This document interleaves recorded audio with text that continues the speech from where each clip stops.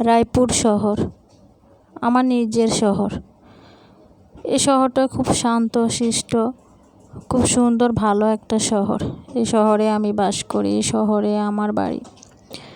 তো আসলে আমরা খুব ভালো ছিলাম সব দিক থেকে। অন্য অন্য জায়গায় অনেক কিছু শুনি, অনেক খুন খারাপি, অনেক হত্যা, অনেক রেপ, অনেক মেয়েকে ধর্ষণ করা হয়। সেই দিক থেকে আমরা খুবই ভালোই ছিলাম। তো আজকে আমাদের এই যে রায়পুরের এই ঘটনাটায় আমরা আসলে খুবই হতাশ, খুবই শোকাহত। আমাদের রায়পুরটা খুবই শোকাহত হয়ে গেছে। তো আপনারা যারা রায়পুরবাসী আছেন তারা আসলে বলেন, এর কাজটা কি ঠিক হয়েছে আমাদের রায়পুরে? কোথাকার একটা ছেলে কোথা থেকে এসে আমাদের রায়পুরে এসে এত বড় মর্মান্তিক একটা ঘটনা ঘটাইলো? এটা কি ঠিক হলো? আমারও ঘরে একটা মেয়ে আছে। তো আমি যে আমার মেয়েটাকে বাসায় একা রেখে একটু কোথাও যাব কোনো দরকারে, আমার স্বামী বাড়িতে থাকে না, আমরা সবাই যার যার কাজে বাজারে যাইতে হয়, বাইরে যাইতে হয়। এটাই আমাদের পরিস্থিতি।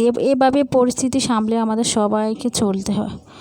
তো আসলে এই যে চারটা মানুষকে একই সাথে খুন করা, জিনিসটা কতটা ভয়ঙ্করভাবে করা হয়েছে, কতটা ভয়ঙ্কর! শুনলে কেমন কলিজাটা কেঁপে ওঠে।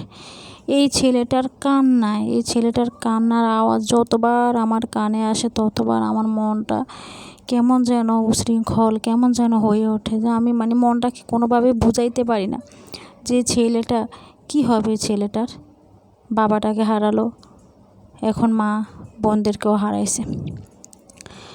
তো আমি বলবো, তবে একটা দিকে আমি আমার রায়পুরবাসীকে স্যালুট জানাই, আমার এই রায়পুর শহরের মানুষকে আমি স্যালুট জানাই যে তারা খুনের বিচারটা করতে পারছে, তারা খুনের বিচারটা করছে। আমার রায়পুর শহরে খুনের বিচারটা হয়েছে, এজন্য আমি আমার রায়পুরবাসীকে স্যালুট জানাই।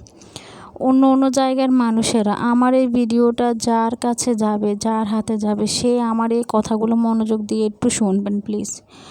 আমি বলতে চাই, আমার রায়পুরের বাসীরা যেমন এই খুনের বিচার করছে, খুনের বিচারটা করে দেখাইয়ে দিছে। আপনারা সবাই আপনাদের যার যার এলাকায় যার মেয়েকে রেপ করা হয়, যার এলাকায় খুন করা হয়, যার মেয়েকে ধর্ষণ করা হয়, আপনারা কোনো পুলিশের কাছে দিবেন না, কারণ কোনো বিচার এ পর্যন্ত কি আপনারা পাইছেন? আশা করি সামনের দিকেও পাইবেন না।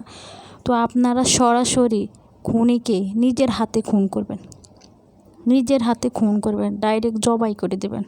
খুন করলে বিচার শেষ, আর কোনো বিচারের আশা আমরা করি না, কারণ এই দেশে কোনো বিচার হবে না, এটা আমরা মানি, এটা আমরা বিশ্বাস করি। আপনারা অন্য অন্য জেলার মানুষেরা বিশ্বাস করেন কিনা আমি জানি না, আমি এটা বিশ্বাস করি। কারণ এই দেশে কোনো খুনের বিচার হবে না, কোনো ধর্ষণকারীর বিচার হবে না। এই দেশে একটাই বিচার, পাবলিকেরা তাকে খুন করবে, সরাসরি তাকে খুন করবে। তো যাই হোক, ছেলেটার জন্য আমার খুবই কষ্ট লাগতেছে, খুব।